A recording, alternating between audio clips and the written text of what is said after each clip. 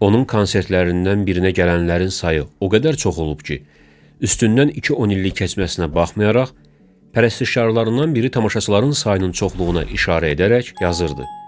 Konsert qurtarıb, amma insanların konsert yerini tərk etməsi hələ də davam edir.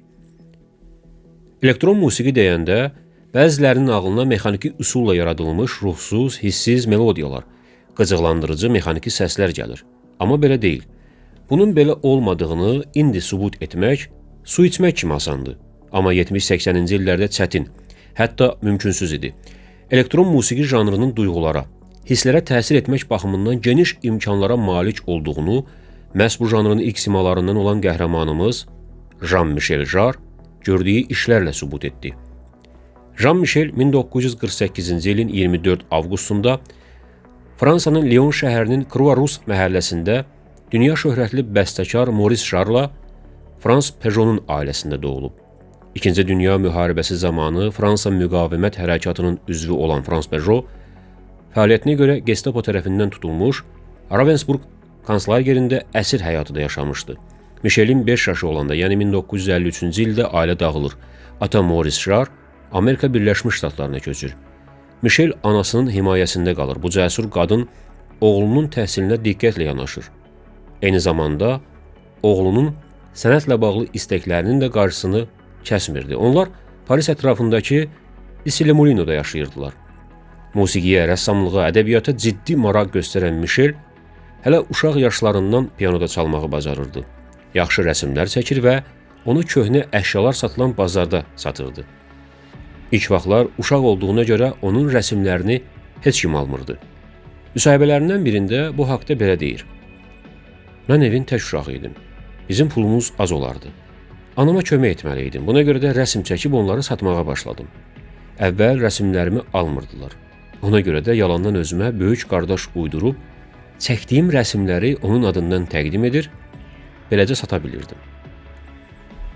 Parisdəki konservatoriyada musiqi təhsili almağa başlayan Michel, burada klassik musiqini öyrənməklə bərabər, müasir musiqi ilə də maraqlanmağa başlayır.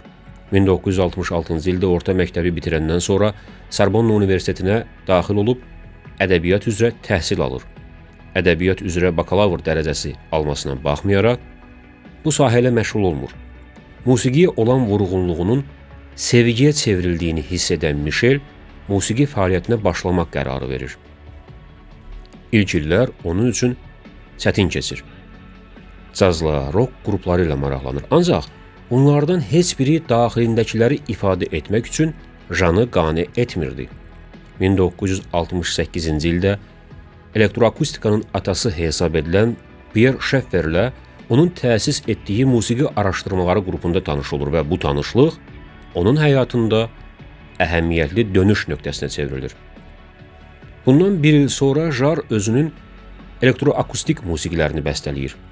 İlk cəhdlər o qədər uğurlu olmasa da, Jarre ruhdan düşmür, axtarışlarını davam etdirir, yorulmadan işləyir. İllərlə çəkilən zəhmət bir neçə il sonra öz bəhrəsini verir. Fransanın tanınmış teleaparıcısı Michel Drucker Jarre'ın musiqilərini eşidir və onu aparıcısı olduğu İdman Bayramı televiziya proqramı üçün musiqi yazmağa dəvət edir. 1972-ci ildə baş verən bu hadisə onun musiqilərinin daha geniş auditoriyaya çatmasına imkan yaradır. 1973-cü ildə isə Michel rejissor Jean Japonun çəkdiyi, baş rollarında Alain Delon'la Simone Signore'nin çəkildiyi Yanmış Ambarlar filminə də musiqi bəstələyir. Bu iş onun musiqi karyerasının inkişafında əhəmiyyətli rol oynayır.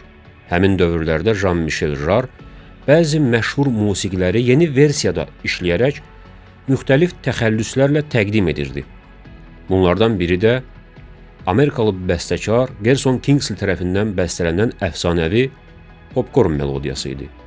Sonralar bu musiqi məşhur Hot Butter qrupu və polyak-alman pamfleytə ifaçısı Edward Simoni tərəfindən də ifa olunacaqdı. Hörmətli izləyicilərimiz, dostlarım, bir müddət əvvəl fəaliyyətə başlayan kanalımızda ötən müddət ərzində azad sözün, alternativ fikrin müdafiəçisi və daşıyıcısı kimi müxtəlif proqramlar hazırlayıb təqdim etmişik. Arzularımız böyük, planlarımız zəngin, yolumuz çətin və uzundur. Bu yolda bizi indiyə kimi tək qoymadığınız üçün sizə minnətdarlığımızı çatdırmaq istəyirəm.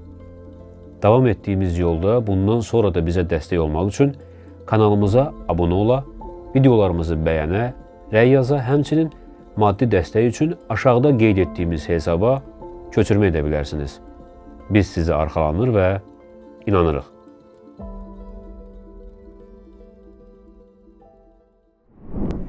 Yaşadığı kirayə mənzilinin mətbəxində özü üçün balaca studiya quraşdıran Jar 1976-cı ildə yeni albomu üzərində işlərə başlayır. Bu vaxta qədər olan uğursuzluqlar, qəbul edilməmək onu ruhdan salmamışdı, gərgin axtarışlarda idi. Albomun tamamlanmasına yaxın Jean-Michel nəyinsə çatışmadığını hiss edir. Həmin ərəfədə gələcək həyat yoldaşı Charlotte Rampling Parisdəki rəsm qalereyasında idi. Nümayiş olunan rəsmlərdən biri onun diqqətini cəlb edir. Rəsmi alıb Michelə hədiyyə edir. Michel rəsmi görəndə yazdığı albomunun əsas ideyasını tapır. Rəsmin müəllifi rəssam Michel Grenzellə görüşür. Grenzel biləndə ki, Jar onun rəsmini albomunun üzqabığı etmək qərarına gəlib, təəccüblənir. Çünki hesab edirdi ki, yer kürəsinin üzərində insan kəlləsi təsvir olunmuş bu rəsm musiqi albomu üçün heç də uğurlu seçim deyil. Bu musiqi albomu üçün sərt və kobud hesab ediləcək görüntüdür, deyir. Amma Michel Jar fikrində qəti olduğunu bildirir. Jar'ın hazır edib Oksigen adını verdiyi bu musiqi albomuna heç bir musiqi şirkəti yaxın düşmək, onu yaymaq istəmir. Bu albomda mahnı yoxdur, səslər qəribədir, üstəlik musiqilər də 10 dəqiqəlikdir, uzundur, deyirlər. Hətta anası da Michel'i alboma Qaz adı verdiyi və üz qabığına belə qəribə şəkil qoyduğu üçün danlayır. Bu ərəfədə Jar'ın xanım kurs yoldaşlarından biri albomla tanış olur. O da öz əri, Le Disque Metoğuzun sahibi Francis Dreyfusu albomun buraxılması üçün dilə tutur. Synthpop, elektron musiqi tərzlərinə maraq göstərməyən Dreyfus albomun 50.000 nüsxə ilə buraxılmasına razılıq verir. Albom satışa çıxır. Amma alıcıların bir çoxu onu aldıqdan sonra mağazaya qaytarır.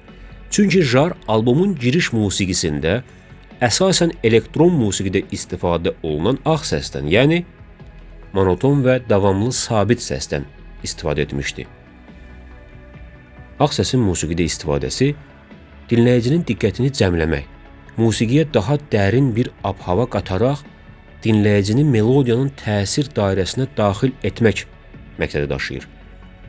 Albomu alan dinləyicilər isə həmin hissənin səs yazma vaxtı baş verən texniki səhv olduğunu düşünmüşdülər. Amma 6 ay sonra qəribə hadisə baş verir. Hamı bu albomu axtarmağa başlayır. Bu hadisə Niderlanddakı bir dinləyicinin albomu dinləyib onu Britaniyadakı Polydor Records'ın rəhbərinə göndərməsindən sonra cərəyan edir. Records'ın sahibi musiqiləri dinləyib valih olur və öz növbəsində albomu Britaniya radiolarına göndərir. Albomdakı musiqilərin radio ilə yayınlanması onu məşhurlaşdırır. Tezliklə satışda olan nüsxələr satılır. Mağazaya geri qaytarılan albomlar geri alınır, tələbat böyüyür və Oksigen təzədən buraxılır. Dünya üzrə milyonlarla satılan Oksigen Jean-Michel Jar'a inanılmaz şöhrət gətirir. Bundan sonra o, dünyanın bir sıra ölkələrində konsertlər verməyə başlayır. 1981-ci ildə Çində konsert verən ilk qərbli kimi tarixə düşür. Açıq havada verdiyi konserti nə az, nə çox, yarım milyona yaxın insan izləyir. 1986-cı ilin 5 aprelində Amerika Birləşmiş Ştatlarının Houston şəhərində konsert verərək inanılmaz sayda tamaşaçı toplayır. 1 milyon 300 min.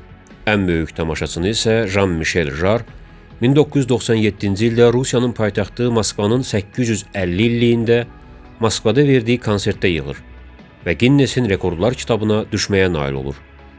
Konsertə gələnlərin sayı isə fantastik həddə idi.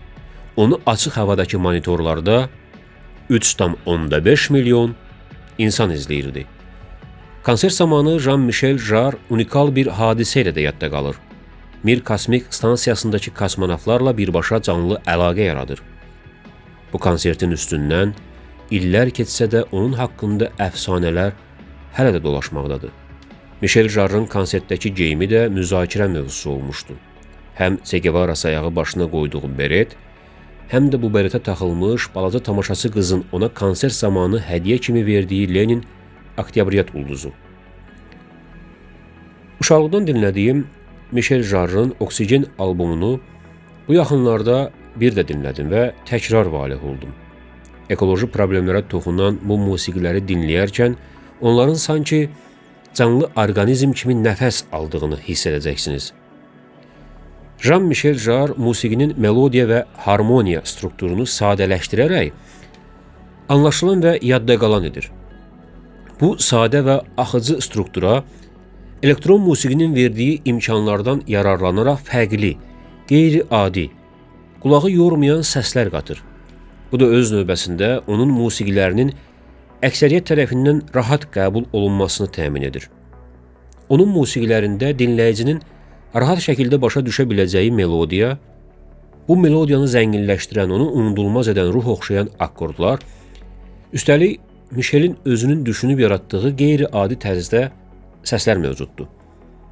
Ekoloji problemləri musiqiyə gətirən ilk musiqiçilərdən olan Jean-Michel Jarre, elektron musiqi sahəsində inqilab edərək bu janrın dünyada tanınmasını və sevilməsini təmin edib. Saysız hesabsız heyranları və pərəstişkarları olan Jean-Michel Jarre deyir: "Məzmun daşımaq onu yaratmaqdan daha yaxşıdır. Mən elit, eksperimental elektronika ilə küçə musiqiləri arasında körpü yaratmaq istəyirdim. İnanıram ki, məni həm duyğularımı bölüşməyə, həm də insanların daxili həyatlarının musiqi ilə izahını verməyə çalışan bir musiqiçi kimi xatırlayacaqlar."